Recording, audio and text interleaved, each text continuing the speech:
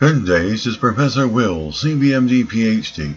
Today is Saturday, March 13, 2021.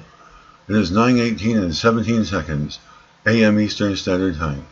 Today's research, space capacitors. So let's hop to it here. Porous ultra-low temperature supercapacitors could power Mars polar missions.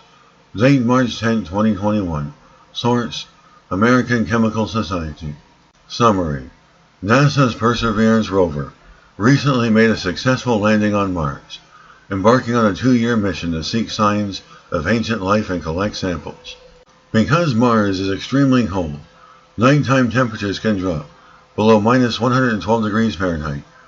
Heaters are required to keep the rover's battery system from freezing. Now, researchers have 3D printed porous carbon aerogels for electrodes in ultra-low temperature supercapacitors, reducing heating needs for future space and polar missions.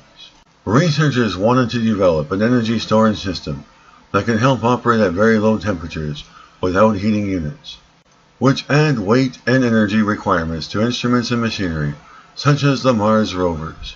So the researchers 3D printed a porous carbon aerogel using cellulose nanocrystal-based ink, and then freeze-dried it and further treated the surface. The resulting material had multiple levels of pores, from the 500-micron pores in the lattice-like structure to nanometer-sized pores within the bars of the lattice.